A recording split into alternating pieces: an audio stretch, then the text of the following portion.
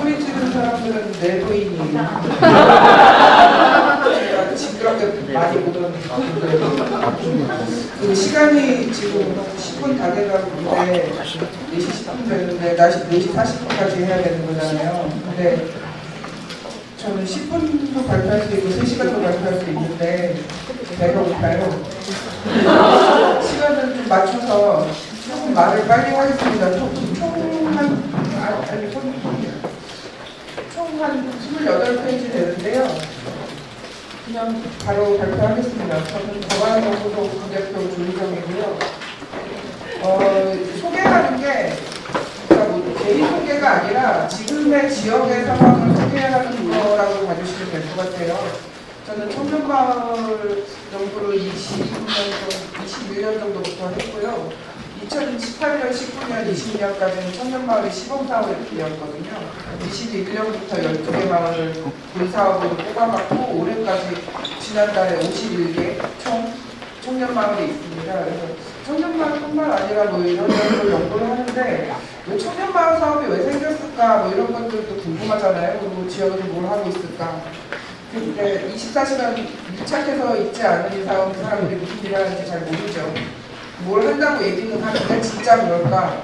그래가지고 계속 찾아다니면서 청년들 만나고 주민들 만나고 공무원들 만나고 중간지원자들 만나고 뭐 이러면서 연구하고 다니고 있고요. 최근에 그러니까 그 소위 로컬시티라는 데가 어떻게 구성되고 있는가를 보면 과거에는 뭐 지방자치 제도, 마을 공동체 뭐 이렇게 돼 있었는데 이게 조금 다변화되어 가고 있다는 생각이 들어요. 그래서 지역 자원이나 산업이나 조직, 재정, 인구 이런 부분에서 못 듣던 개념들이 막 나타나고 있는 거죠. 그 얘기 뜻은 사람들의 취향이 변하고 이익이 변하고 제도가 변하고 뭐 이런 식의 상황인 것 같아서 그거를 통틀어서 2016년 이후부터 나타난 지역의 변화를 지역재생학이라는 이름 아래 연구하고 있습니다. 그래서 보니까 지난 한 8, 9년 동안 연구하면서 인터뷰를 주로 하고 다녔는데요. 지역이 최근에 달라지는 것에 있어서 변수가 15종류가 있는 것 같아요. 과거에 뭐 주민과 관광객이 있었다면 유제에 아이턴하는 인구들이 있고 그 다음에 교류인구, 관계인구 이런 얘기들이 나오고 있고 심지어 거꾸로 생활인구라는 걸 정해서 뭐 생활인구를 늘려야 된다 뭐 이런 얘기를 많이 하잖아요. 서울 사람들은 아무도 모르지만 지역에서는 좀 많이 압니다. 지자체들이 하도 많이 떠들어요. 그 다음에 조직적인 측면에서 DMO라는 관광촉진 조직이 있는데 이거를 조금 더 발전시키면 RMO, 그래서 마을 만들기 주식회사 뭐 이런 얘기들이 많이 나오고 있죠. 예전에는 협동조합 이런 형태들, 사회적 경제 이런 형태들이 많았다면 요즘에는 RMO가 유행하는 것 같고 그거를 조금 더 뭐 영어식으로 말하면 에이리어 매니지먼트 회사 뭐 이런 식으로 나오는데 그것이라는 것이 결국은 개인이 하는 것보다 조직이 하는 게 더 효과적이기 때문에 궁극적으로 로컬에서 가능한 형태는 민관이 같이 책임질 수 있는 공동 초자한 민관 합자 회사가 이상형이 있지 않은가라고 생각을 합니다. 그래서 민관 조인트 벤처 뭐 이런 것들이 지역에 많이 생겼으면 좋겠다 이런 생각을 하고 있고요. 그 다음에 지역의 제3의 장소라는 그런 것이 굉장히 부족하고 물론 이제 마을회관들이나 노인회관들이 있지만 외지인이 가기에는 좀 낯선 그런 뭐 행정부처에 생활인구 늘린다고 그래놓고 생활인구 안내서 별로 없잖아요. 거의 없는데 경북도 발표해놓고 지금 작동하지 않는 걸로 알고 있는데 아무튼 경북의 생활인구 지원센터 외에는 지금 생활인구 지원센터라는 게 없거든요. 그래서 지역에 그렇게 뭐 외지인이 오면 좋겠다 그러면서 왜 갈 데도 없고 잘 데도 없고 뭐 만날 것도 없고 뭐 이런가 뭐 이런 식의 문제 제기를 하고 있습니다. 그리고 자본 측면에서 뭐 지난달에 그 주제가 마을 호텔이었다고 하는데 궁극적인 형태는 마을 호텔이겠지만 그게 결국은 마을 호텔이란 말이 호텔이란 말이 주는 뉘앙스가 있잖아요. 뭐 머물러야 한다 뭐 이런 부분이 있기 때문에 RMO나 에리어 매니지먼트나 뭐 민간 학자회사 이런 식으로 가지 않을까 이런 생각이 들고요. 그 다음에 제도적인 면에 있어서도 뭐 생활인구 만든다 그러는데 촉진조례가 많이 있는데도 거의 없고 만들 의지가 있나 뭐 이런 생각도 들고 청년 얘기도 하는데 청년 전문 조례 같은 것이 형식적으로 있고 조례가 있다고 능사가 아니라 그게 작동해야 되고 개정해야 되는데 어느 지역에 가면 청년이 한숨 푹 쉬면서 조례 있지요. 근데 개정을 안 해요. 몇 년 동안 뭐 이런 그러면 사문화된 조례 아닌가? 이러면서 작동하는 조례가 있는데 그런 분들도 연구를 합니다. 그래서 일본하고 사례를 비교해서 연구를 하는데 이건 광고예요. 저기 분홍색으로 되어 있는 거 하나도 잘 안 보이는데 지난달에 낸 책인데요. 관계인구를 만드는 N개의 방법 뭐 이런 식의 책을 내면서 인구 부분에 연구를 하고 있고요. 언제나 그렇듯이 저는 뻔뻔한 출판을 하기 때문에 안 읽으면 손해다 뭐 이런 이 원서와 번역서인데요. 이거는 그러니까 지역의 사례를 좀 깊이 봐야 되는 거 아닌가, 깊게 봐야 되는 부분들이 있다라는 생각을 하고 있고요. 다다음 달에 비영리 부분, 중간 지원 조직, 그다음 이주에 대해서 생각합니다. 청년마을을 보면 청년마을 제가 처음에 2020년인가 들었는데 굉장히 이질적이었어요. 스머프 마을 가는 청년마을이 뭔가. 그 다음에 청년이라는 이게 지금 여기 청년이라고 이제 우기시거나 이제 그 범주 안에 들어가시는 분들 많지만 그리고 저는 거기서 훨씬 떨어져 나온 사람이지만 청년이 18세부터 34세로 청년기본법에 돼 있긴 하지만 지역에서는 그렇게 되면 청년 지원 사업을 하나도 못 받아요. 없어서. 고령화가 우리가 올해 초고령화 사회로 들어갔다고 65세 이상이 20%인 게 뭐 2025년부터 시작이 된 거잖아요. 근데 지역에서는 훨씬 이전부터 한 40% 이상이었죠. 그런 상황에서 이제 청년이 귀하니까 청년이라는 메타포가 이제 확장되고 뭐 이런 거. 청년이라는 말을 누가 만들었나 그래도 일본 어원까지 찾아보고 막 이랬는데 왜냐면 너무 이질적이라서요. 제가 20대 때는 청년이 뭐 보이스피 앰비셔스 그런 거 뭐 야망을 가져라고 그러는데 요즘은 그런 말하면 놀려? 일도 아프는데 뭐 이렇게 되는 거잖아요. 근데 청년의 범주가 너무 넓은 거예요. 18세에서 45세까지. 그다음에 곡성이 49세, 태백도 아마 49세? 그 정도 되죠. 그러면은 아버지하고 아들하고 청년이 이런 식으로 30년을 청년으로 묻는. 그래서 저희 연구소에서 청년 기본계획, 뭐 시행계획 이런 것도 하는데 청년이 통으로 청년 이래버리면 이게 감이 잘 안 와요. 근데 그 범주를 쫙 세분화해 보니까 한 10개 범주 정도 되더라고요. 아까 뭐 경단남도 얘기하셨는데 경단남, 육아세대, 뭐 쉼청년, 갭이어, 뭐 어쩌고저쩌고 그 다음에 군복무 청년, 청년 장애인, 대학생 뭐 이런 식으로 해가지고 10개 범주를 세분화해서 해야 되는 거죠. 왜? 지역에 청년이 별로 없으니까. 그런 부분들. 그래서 청년마을 만들 때 청년마을이라는 표현이 조금 이질적이긴 했지만 지나가면서 청년이 귀하기 때문에 청년마을이라는 메타포가 지역에서 받아들여질 수도 있겠다라는 식으로 이해하게 됐어요. 그리고 그 배경을 보면 공문서 이렇게 보시면 지금 청년마을 올해 지원해서 계신 분들도 있지만 그 지원할 때 공문서로 쭉 나오잖아요. 모집한다 어쩌고저쩌고 뭐 이래가지고 보통 한 150군데에서 전국에서 지원을 하고 있고 계속 안 되는 데도 있고 뭐 이런 식으로 계속 도전하는 식의 상황인데 인구 감소를 해결했으면 좋겠고 그다음에 청년 지원할 수 있는 제도적 기반, 뭐 경제 위기와 청년 활력이 급감됐으니까 지원하고 지역사회에 대한 낮은 이해도와 편견을 없애기 위해서 지원하고 뭐 이런 식으로 만들었고 그렇게 해서 51개가 만들어졌는데 위에 있는 부분들은 그 공문서 앞에 붙은 왜 청년마을을 만드는가에 대한 목적이 처음보다 조금씩 달라졌어요. 그래서 여기 지금 홍콩대표 와 계시지만 공간 활성화 프로젝트였죠. 처음에는. 그래서 목포 괜찮아 마을 하나 했다가 그다음에 삼기술학교 서천에 하나 했다가 그다음에 문경의 달빛탐사대 하나 하다가 이게 되겠다 해가지고 12개씩 뽑아가지고 48 플러스 3 해가지고 51개가 지금 작동하고 있고 작년에 못 뽑았고 작년에 못 뽑은 이유는 이건 유튜브 생중계되고 있지만 기재부가 예산을 잘라서 기재부가 유튜브 보여서 정신이 없는 것 같아요. 그래서 이게 51개인데 별 이변이 없는 한, 그 다음에 청년의 어떤, 이것 말고도 지원 사업은 너무너무 많잖아요. 근데 이게 재밌는 게 이게 청년 업체한테 다이렉트로 주고 지자체를 거쳐서 사업이 아니라 직접 사업으로 돼 있고, 그 다음에 2년씩 3년을 줘서 6억인데 3년을 준단 말이에요. 근데 보통 정부 사업은 길어야 2년이죠.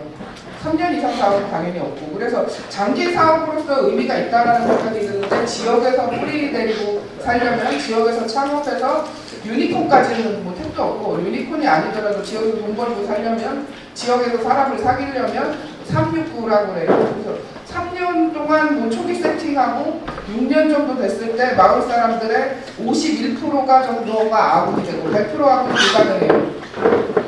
그건 불가능. 유지의 아들이라도 불가능하고, 그 다음에 9년 정도가 되면은 마을의 거리가 정도 바꿀 수 있는 이 정도의 시간이 걸리기 때문에 사실은 이 지원 사업은 한 5년 이상 해야 하는 게 맞지 않은가. 왜냐면 지원 사업을 하면은 업력이 늘어나지 않는다는 비판이 되게 많아요. 왜냐하면 플러스 마이너스 제로를 만들어야 되니까 비즈니스 하는 사람들은 플러스를 만들어야 되는 건데, 지원금은 플러스 만들면 너도 돈 받고 땅집 했지, 돈 갖고 뭐 사업적인 행위를 했지, 정부 세금 갖고 뭐 이런 식으로 제약이 들어올 수도 있고 그렇기 때문에 언제나 지원 사업은 이 사업뿐만 아니라 플러스 마이너스 제로를 만들다 보니까 업력이 늘지 않는다 이런 식의 비판을 많이 하거든요. 근데 그럼에도 불구하고 그 모든 지역에서 살아가는 근육을 키우기 위해서는 5년 정도 사업을 하는 게 맞지 않는다라는 생각이 들고, 어쨌든 전국적으로 51개의 청년 마을이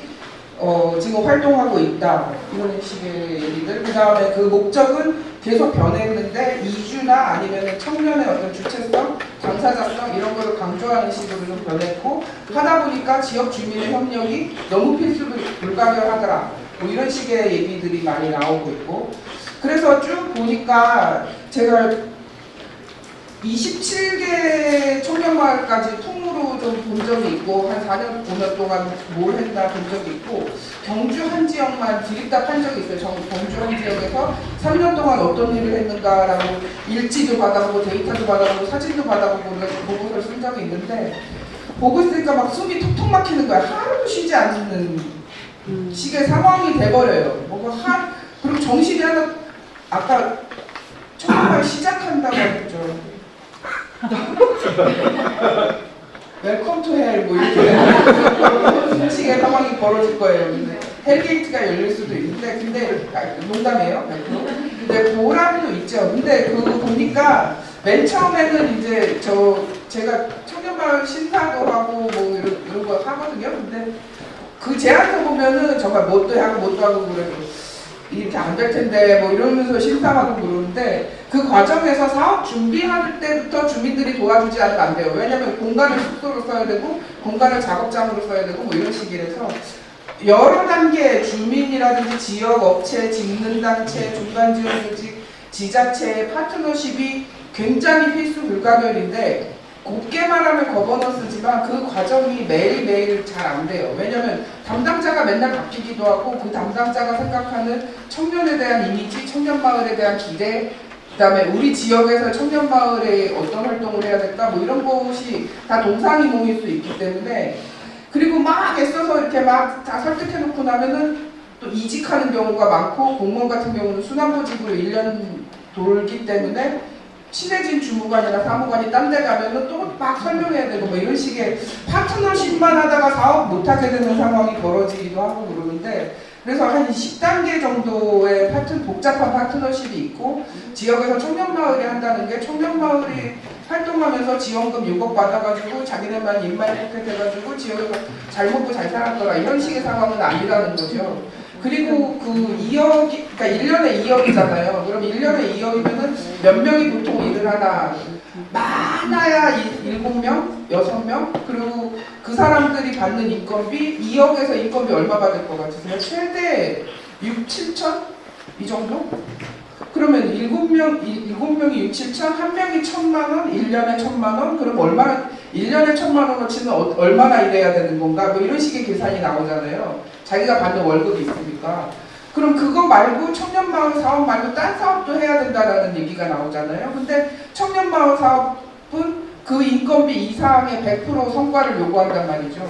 그런 식의 어떤 내적 그 갈등 이런 것들을 안고 이분들이 이제 활동을 하고 계시는 거죠.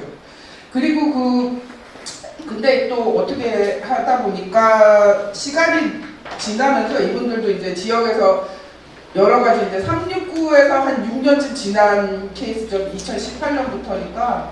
그래서 근육이 좀 생겼어요. 그래가지고 협업 파트너도 많이 생기고 사람 오가다 보니까 뭐 투자자도 만나고 뭐 이런 식으로 돼 있는데 아직 엑시트한 데는 없지만 마을에서 지역 활동하는 층위에서의 협업 관계가 있고 또 저는 근데 우체국이나 편의점과의 협업은 별로 없는 것 같고 LH나 코레일과의 협업은 되게 많은 것 같아요. 아무래도 외지인이 많이 왔다 갔다 해야 되니까 뭐 이런 게 좀 많은 것 같고 자기네들끼리 탈청년마을과의 뭐 어떤 연결 이런 것도 좀 생긴 것 같고 그 다음에 중앙정부에서 지역에서 이제 눈에 띄는 플레이어가 청년마을 플레이어가 가장 눈에 띄니까 이 사업 말고 뭐 딴 사업도 해볼래? 18개 부처에서 로컬에 관련된 지원 사업, 소위 지원 사업을 하는 데가 7군데가 있거든요. 여기 말고 뭐 국토부도 있고 뭐 교육부도 있고 그러는데 그 사업들에 대한 또 제안서를 써서 그 사업도 하는 경우가 있고 그래서 보통 바닷가, 우리나라 삼면이 바닷가니까 바닷가에 있는 청년마을 같은 경우는 해수부 사업도 동시에 하는 경우가 해관부 청년마을 사업뿐만 아니라 그런 경우도 많은 것 같아요. 그리고 이제 그 단계를 더 넘어가면은 이제 기업과 매칭이 돼가지고 하는 경우 그래서 뭐 이벤트긴 하지만 이벤트 사회공헌 활동으로 뭐 러시아하고 협업을 했다 뭐 이런 식의 상황들이 벌어지고 있는 거죠. 그래서 궁극적으로 이렇게 하면서 지역의 어떤 침체된 느낌을 좀 활기차게 가져가자라는 거를 아직은 노력하는 중이다라고 볼 수밖에 없어요. 시간은 지났으나 완전히 성숙했는가 그거는 조금 더 생각해 봐야 되는 문제인 거죠. 그래서 51개를 분야별로 뜯어봤더니 딱 떨어지진 않아요. 왜냐하면 로컬에서 하려면 자기는 아웃도어 활동하고 싶지만 사실은 공간 디벨로퍼로 되는 경우도 많거든요. 그래서 그럼에도 불구하고 지원서 쓴 거대로 그러니까 업종은 지금 변한 데가 많이 있어요. 몇 군데가 있는데 그 통상적으로 산업사회 기준으로 몇 종류의 청년마을이 있는가 보면 이런 6종류가 있는 것 같아요. 가장 많은 게 외지인이 와서 머물러야지 지역을 알 수 있기 때문에 스테이나 워케이션 이 부분이 20% 있고 농촌하고 관계된 활동 그래서 농업이나 퍼머컬처 뭐 이런 부분들도 있고 그 다음에 문화예술이 굉장히 많은 편인데 한 14% 문화예술, 미술, 음악, 이벤트 뭐 이런 부분들이 있고 그 다음에 지역이라는 자연환경이라든지 지역 환경을 활용해서 웰니스나 아웃도어를 목적으로 하는 청년마을이 있고 그 다음에 제조업 음료공예는 서천 삼기술학교 한산 소복주 이런 것뿐만 아니라 군산에서 뭐 막걸리가 나오고 뭐 이런 식으로 이제 F&B 쪽이 있고요. 그 다음에 마을호텔 협동조합이 가장 적지요. 근데 궁극적으로는 마을호텔로 갈 수밖에 없지 않은가라는 생각이 들지만 일단 현황은 이러합니다. 그래서 보면은 51개 청년마을이 되어 있지만 아직도 지역에서는 분야가 더 보완될 필요가 있다는 거죠. 그 창업의 스테이지를 보면은 초기 단계에서 우리나라의 지금 청년 창업은 소위 공간재생이나 상품제조나 아니면 문화기획형이 다수를 차지하고 있고 그거에서 이제 청년마을 형식처럼 지역체험, 뭐 반농, 반엑스 형이 있고 제일 난이도가 높은 게 커뮤니티 빌딩형 문제 해결형, 지역의 문제를 나서서 해결하고 그 다음에 로컬 미디어를 뭐 발굴하고 뭐 이런 부분들이 있지만 로컬이라든지 아니면 지역사회라든지 아니면 비수도권 지역을 잘 살기 그 지역에서 잘 살기 위해서 과연 이것만 다일까? 그리고 이것에 주민들이 끈끈하게 같이 밀착해서 사업하고 있는가? 주민하고 끈끈하게 밀착해서 사업을 하는 게 가능한가? 뭐 이런 의문을 계속 갖고 있는데 그럼에도 불구하고 이런 부분뿐만 아니라 지역에서 저런 12개 섹터에 대한 주제 발굴이 많이 이루어져야 된다. 그래서 앞으로 누군가가 청년마을을 지원하려면 이 그룹 3나 아니면 저 12개의 주제에 대해서 조금 더 깊게 들어가면 조금 더 낫지 않을까. 지금 상황에서는 그 청년마을뿐만 아니라 모든 지역의 창업이 그러하듯이 문화예술, 체류, F&B 이런 농업 이런 쪽의 편중성이 강하게 나타나고 있는데 과연 그 부분만 있으면 지역이 활성화될까 뭐 이런 의문이 계속 남게 됩니다. 그래서 아까 말씀드린 경주 사례를 하면서 그러면 지역에서 사업하는 사람은 서울에서 사업하거나 수도권에서 사업하는 사람하고 달리 경제적 이익 말고 지역적 이익까지 같이 생각해야 되는가? 맞는 것 같아요. 그래서 경제적 이익을 생각한다면 이런 9가지 뭐 운영 조직도 잘 해야 되고 대표 상품도 있어야 되고 베타 테스트도 해야 되고 붙여야지 이런 식으로 사업 성장을 위한 9단계와 지역이 발전하기 위한 9단계의 것이 있으면 청년마을 사업은 이 9 곱하기 9의 저 81개 칸의 어딘가가 포지셔닝을 할 수 있어요. 그래서 경주 같은 경우는 당신들이 하는 세부 프로그램은 이 칸에 있다. 뭐 이런 식으로 얘기하면 되거든요. 근데 초기 단계에만 있으면 업력이나 협업력이 좀 떨어질 수 있는 부분이 있어서 그걸 끌어올리는 부분이 아직 과제로 남아있고 지금의 청년 마을 사업은 A, B 합친 정도 단계? 그래서 뭐 이렇게 딱 떨어지는 거는 아니지만 CD형을 지향해야 되는 그런 식의 과제가 있지 않을까라는 생각이 듭니다. 근데 9 곱하기 9는 81개 사업이니까 너무 복잡해갖고 5 곱하기 5로 줄였어요. 그래서 25개의 그러니까 청년마을이 2년 동안 프로그램을 되게 많이 돌리는데 이제 처음에는 뭐 지역을 깊게 느껴야 되니까 장기 프로그램을 돌려야 된다. 이런 식으로 했고 뭐 단기 프로그램이라는 게 그 운영업체 대표마다 그 생각이 다른데 어떤 사람은 1박 2일이 당기고 어떤 사람은 일주일이 당기고 뭐 이런 식으로 하는데 최근의 동향은 장기 프로그램을 잘 안 돌려요. 왜냐면 공짜로 와서 지역에서 체류하는데 클레임이 너무 많은 그래서 그런 사람들 명단 정리해서 공유해 뭐 이런 식으로 얘기하고 그랬는데 그러니까 그게 깊이 들어가면 어디나 다 사연 없는 데가 없고 뭐 그런 식이잖아요. 근데 그래서 프로그램이 그 체류 프로그램뿐만 아니라 체류 프로그램의 어떤 길이뿐만 아니라 여러 가지로 뭐 만드는 이러저런 일들을 삼작삼작 하고 있고 이걸 다 한꺼번에 다 25개를 다 혼자 2억 받고 지역에서 쳐내는 청년마을은 없고요. 근데 이 부분에 어떤 부분들을 열심히 하고 있죠. 그래서 이게 KPI가 될 수 있지 않은가 이런 생각이 듭니다. 그래서 근데 그 최근에는 청년마을이 좀 성장하다 보니까 KPI를 어떻게 가져가느냐 온리 매출로 KPI를 그러니까 2억 줘가지고 업력이 튼튼해졌느냐 뭐 이런 식의 것들을 KPI로 한다는 얘기도 있고 아닌 경우도 있고 그러는데 전 세계적인 기준으로 봤을 때는 SDG 기준으로 우리는 이런 걸 합니다라고 지역에서 설명을 좀 간단하게라도 해주면 좋지 않을까. 그러니까 뭔가 이렇게 자기 업체가 뭐 하는 데냐라고 했을 때 간단하게 설명하면 좋잖아요. 그래서 SDG 17개 지표를 지역 성장 지표로 재구성했더니 저런 식으로 나오는데 일본 같은 경우는 이렇게 하더라고요. 그래서 우리 업체는 17개 지표 중에서 저 노랗게 많이 나온 부분 있잖아요. 그러니까 뭐 교육 부분을 더 강하게 한다라든지 이런 식으로 하면서 그러니까 아니면 17개 중에서 3개 부분에 가치를 구현하기 위해서 한다라든지 이런 식으로 일정 정도 이 정도나 목표를 설명하면서 가는 것 같아요. 그게 지역에서 공존하는 어떤 방식이라는 생각도 들고요. 초기에 인터뷰할 때는 그 얘기도 많았어요. 우리가 일단 먹고 살아서 지역에서 안정이 돼야지 지역사회하고 협업을 하든지 할 거 아니냐. 이게 맞는 말인데 그렇지 않은 것 같아요. 장기적으로 봤을 때는 업체 따로, 청년마을 업체 따로, 지역 따로 가는 게 아니라 같이 갈 수 있는 방안을 처음부터라도 꾸준히 납득시키면서 아니면 이해하면서 공론화하면서 거버넌스를 짜면서 가야 되는 건데 이게 공무원도 못하는 일이죠, 사실은. 그러나 그렇게 가지 않는 한 지역에서 창업하면서 남는 거는 고생, 영혼을 갈아넣는 뭐 이런 느낌밖에 없지 않을까.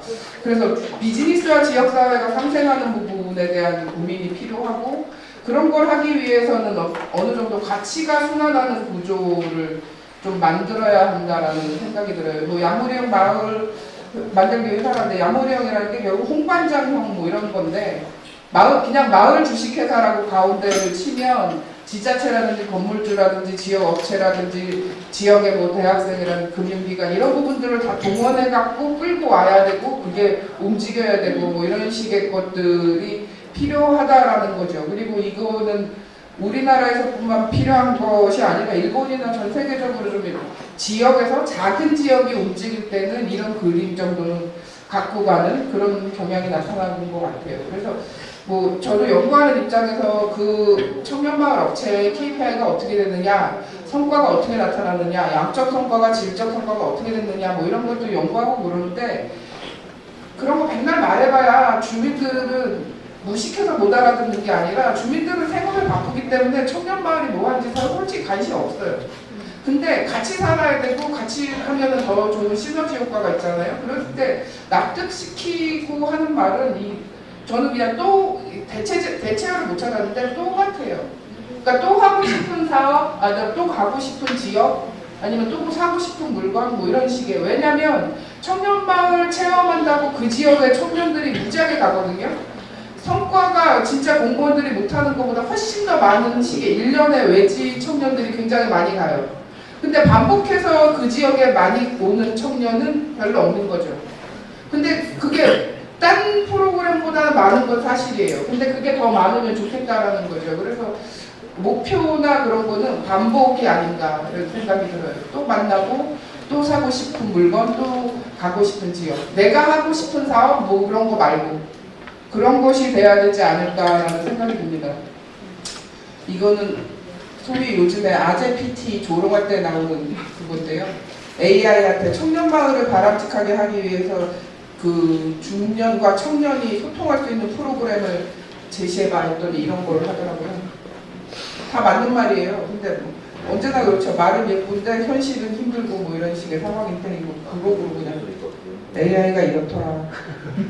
요즘 아재 PT에는 AI가 이런다면서요? 라고 얘기를 한다고 그렇습니다. 시간 맞췄네요.